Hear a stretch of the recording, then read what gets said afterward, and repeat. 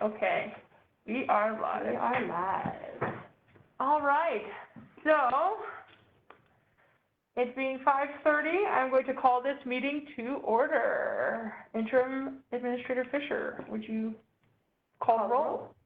Alder Young?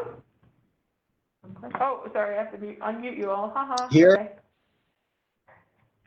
Alder Meekma? Here. Alder Tate?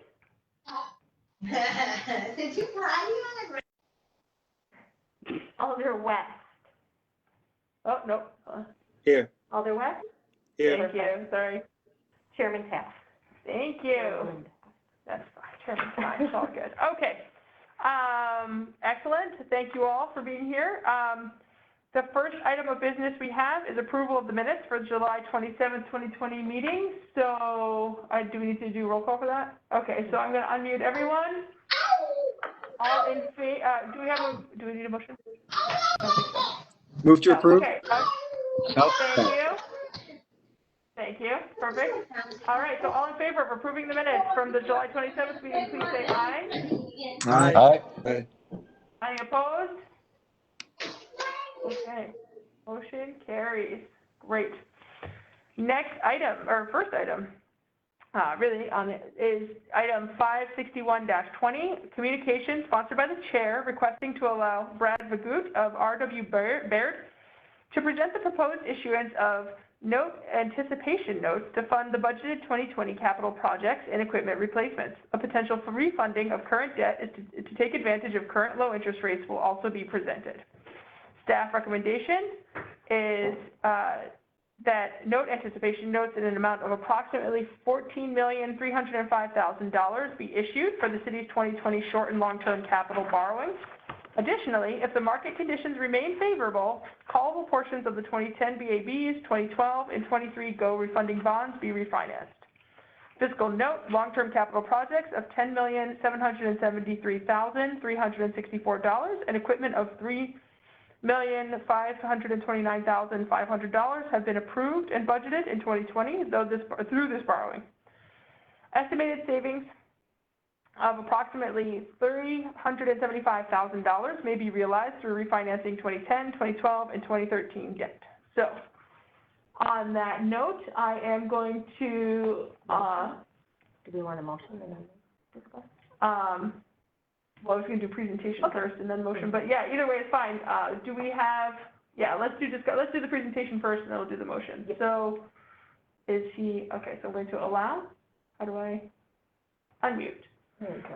Okay, Mr. Vagut, are you here? I'm here, yes. Fantastic. Thank you for being with us.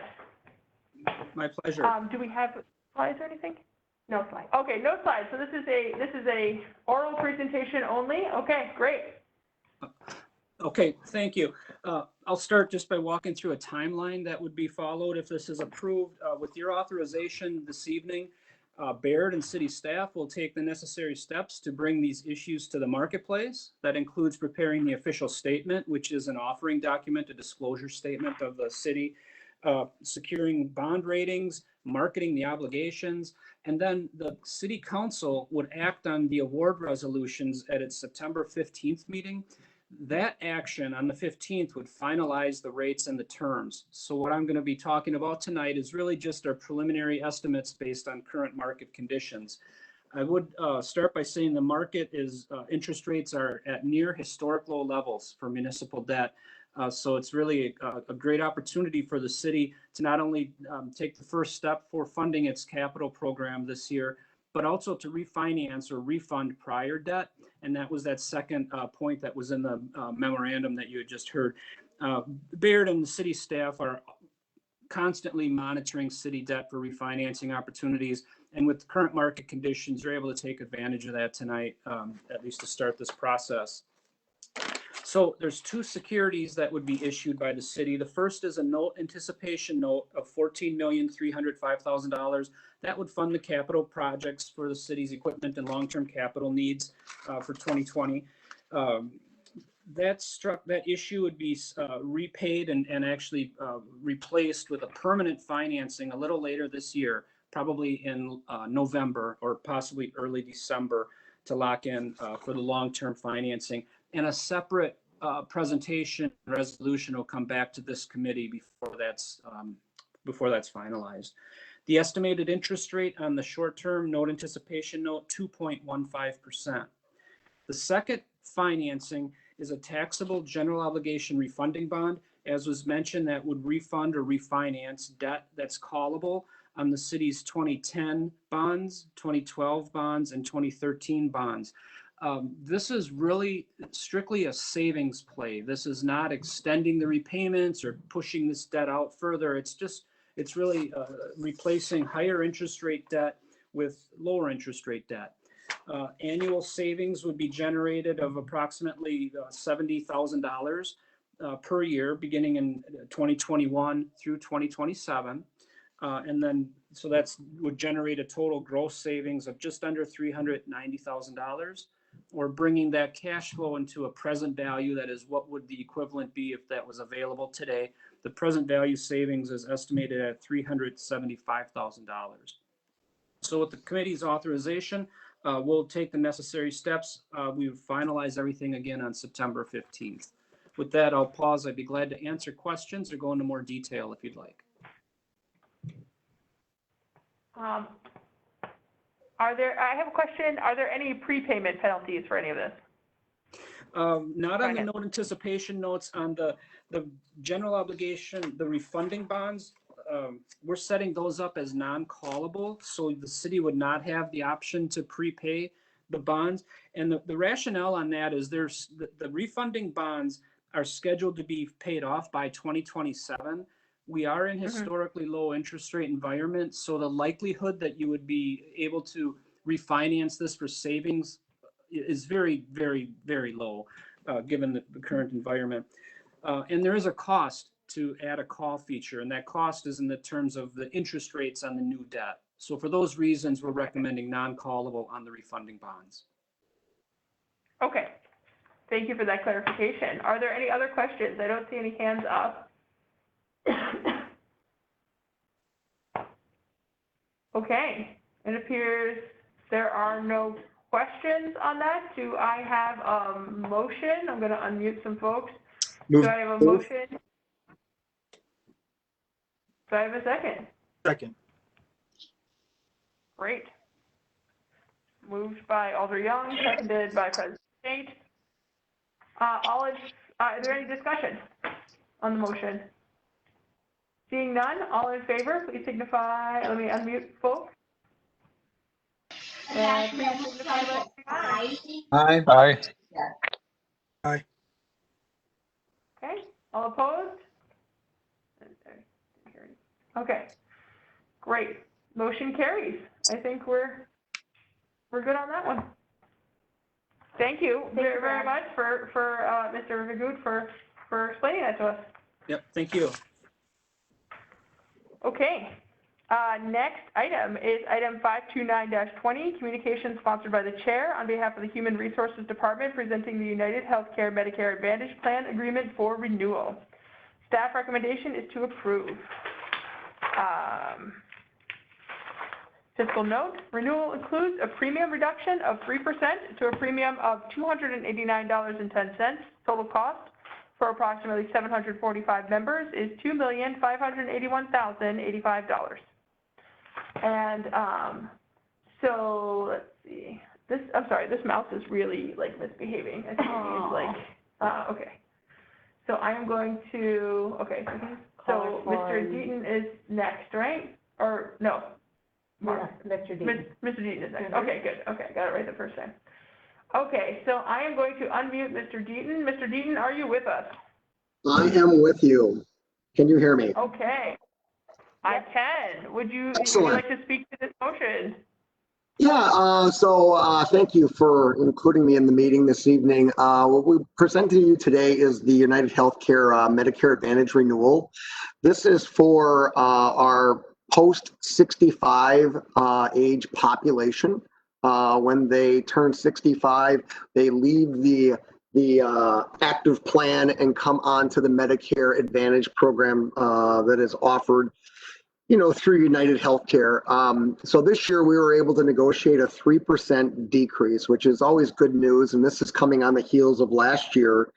We had a 12% decrease. So it's going to be tough shoes to fill each year, but we're pretty happy with the plan performance and the ability to, get the premium lower for the city, especially in times like this when we're looking for some extra money. So again, it's for post 65 age retirees, and it is offered through United Healthcare. And last year our rate was $299.10, and now for the upcoming year 2021 it'll be $289.10 per member per month. Okay. Do I have any questions from the committee about this item? Okay, Alder Tate. Thank you. So I just want to clarify what this 3% decrease, reduction of 3% means. So does that mean that our retirees who receive Medicaid will also be paying a 3% less portion? Or is this just the city's contribution to their Medicaid? This is the city pays the premium. Okay. So to the actual, to the city's budget, the actual cost when you add it all up, because we've added some retirees, last year we had it was a little under 2.5 million, but each year we add more retirees to the plan as they age off the active plan. So when looking at the rates, they are 3% lower than last year. Okay. And that's partially because we've added more members into that pool? We've added more members into the pool, so that's why that premium is higher than last year. But the per member per month rate is 3% less. Okay. That makes sense. Thank you. Yes, you're welcome. Thank you, Alder. Do I have any questions from other committee members? Seeing none, do I have a motion? Move to approve. Okay. Okay, so we have a motion and second. Any discussion on this item? Seeing none, all in favor of this motion, please say aye. Aye. All opposed? Okay, motion carries. Thank you very much, Mr. Horton, for being with us. Thank you. All right. I'm sorry, Mr. Deaton. Sorry. Yes, it's been a long day, Mr. Deaton. All right. Okay, so let's go back to the front here. Pardon my page turning. Okay. Oh, I forgot to read the fiscal note last one. Oh. Okay, next item is 485-20, communication sponsored by the chair on behalf of Chief Howell, requesting to appear before the Finance and Personnel Committee to discuss applying for and accepting the 2020 Bureau of Justice Assistance Edward Byrne Justice Assistance Grant, and renew the Memorandum of Understanding with the Racine County Sheriff's Office. Recommendation to the Finance and Personnel Committee is to defer to the next Finance and Personnel Committee meeting to allow someone from the Police Department to appear to speak on this item. Staff recommendation on 8/24 is to approve. Fiscal note, this grant is for $39,452. The Racine Police Department will receive $19,726. No city match is required. So we have with us Mr. Schultz to speak, Deputy Chief Schultz. Sorry, I'm trying to unmute. Okay. Are you with us, sir? Yes, I am. Thank you. You hear Fantastic. me? We can hear you. Okay, Would good. you like to speak to this item before we get going? Sure. This JAG grants are something that's been around probably for the last 15 to 20 years. We usually apply for the grant as we're the only one in the county that can actually receive the funds, and because we have the crime numbers that are part of the process for receiving the grant. The county does not have the Part 1 crime statistics, so we have to share the money with them since we're a disparate jurisdiction, which basically means they pay for more than 50% of running the jail. And it's pretty much the same throughout the state. Every county or city in a county that gets this has to share it with the county. And this year ours is grants is for $39,452. Like you say, we receive half of that. We give half to the sheriff's department. Okay, And usually we buy equipment with that. The sheriff's department funds a portion of the deputy's salary to provide courthouse security. Okay. Okay, I think that was the question we had. So the county, their portion of it is used, you said, for courthouse security? Yes, they pay Primarily? a portion of a deputy's salary. Yes, that's what they use every year. Okay. That's what they use it for. Okay. Do they have to declare that in advance? Like, could they change that if they wanted to? Is that set in terms of the grant, or is this just like traditionally what they do it for, or like what kind of flexibility do they have in what they spend it on? They don't have any flexibility. Once they give us a letter of intent to what they're going to use the money for, which I submit then with the grant. If they would want to change it, then we'd have to do an amendment to the grant. And usually they don't do that. Once it's set, it's set. So they have to Okay. spend it on what they said. Okay.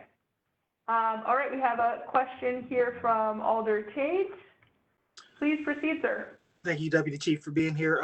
How do we determine the portion that the county gets? We had typically given them the 50%. We just split it evenly, and it's been that way ever since I've been here. So, And what's that based That's off of, that particular number? Because as I'm kind of reading the JAG allocations, and I don't necessarily see anything in the spreadsheet that I see on the DOJ website that indicates how you break that down with the partner it's up county. to us. Right. It's up to us and the sheriff's department. We decide. That's what the memorandum of understanding is for. All right. So we decide between us what we're going to give, and we typically always shared it equally. Okay. So I understand it's like a thing that we've done, but I just don't understand why we're doing it, particularly if we probably could use those funds more directly, whether it's for supporting additional staff in the offices or whether it's funding some prevention programs in the city, such as our gang diversion. So I'm just curious, that's $20,000 that, we don't have to share, but we are splitting evenly, it seems. No, we do have to share it. There's not an option of sharing. There's just the amount. We decide what we're going to share. And we feel that's being a good partner in law enforcement if we split it evenly. Okay. All right. Thank you. Mm-hmm. Okay. Do I have any other questions from other committee members about this grant? Okay, at this time, a motion would be in order then. Move to approve. Second. Great, motion and a second. Is there any further discussion on this item? Seeing none, all in favor of this item, please signify by saying aye. Aye. Aye.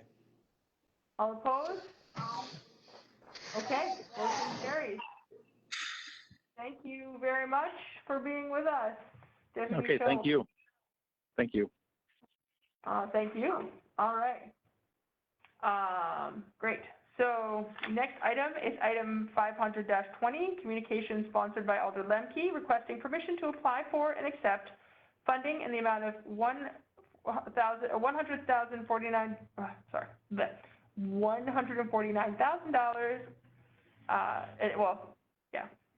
$149,800. There we go. From the Federal U.S. Fish and Wildlife Service, the funds will be used to cover damages to Sam Myers Park that would not be eligible under FEMA, as well as provide mitigation to make the site more resilient to future storms. The staff recommendation is to approve.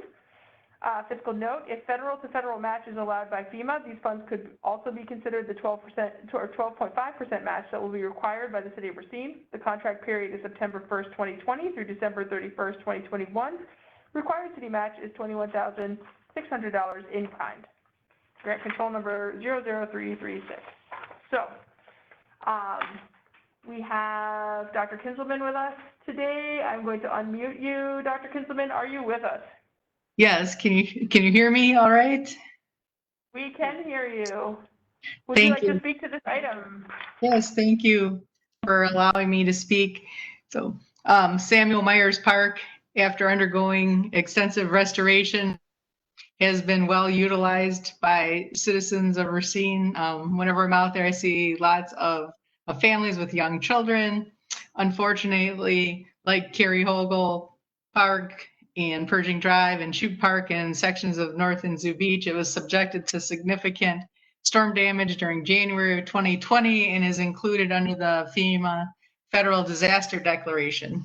Tom Molbeck and I and others from the city are currently working through the process of getting our projects approved through FEMA, but FEMA only covers 75%. The state would cover 12.5%. And then there's a remaining 12.5% that would need to be covered in some other fashion. In addition, FEMA only allows damages that they've certified to occur specifically between January 10th through 12th and only in a specified area that they have determined to be the disaster area. So this grant was an attempt to generate additional funding for the city in order to repair areas within St. Myers Park that might not have occurred during that designated window or in the disaster area. And as was stated, it's possible that it could be utilized to offset the 12.5% costs that would be retained by the city when this is all said and done. Fingers crossed. That's dependent on FEMA, whether they allow, some places will allow a federal to federal match. This is also federal money. Some agencies don't. So the funder does not have a problem with it being used as a match. It's just whether or not FEMA would accept it. Okay. Because I've already asked that Understood. question. No, and we appreciate all your hard work. You do great things getting us grant funds and doing wonderful things with our beaches and parks. So I am going to open it up to questions for Dr. Kinzelman from committee members. Is there any committee member with questions at this time? Okay, apparently nobody has any questions. So seeing no questions, a motion would be in order.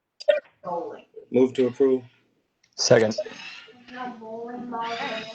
Motion is second. Are there any further discussion? Is there any further discussion on these items? Seeing none, all in favor of this item signify by saying aye.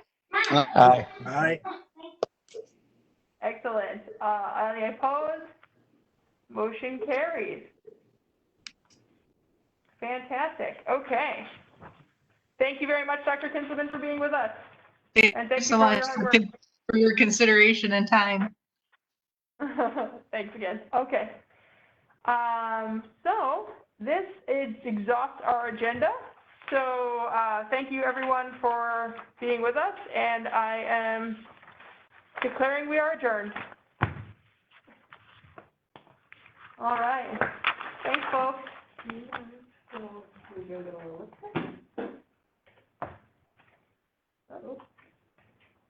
Stop live stream.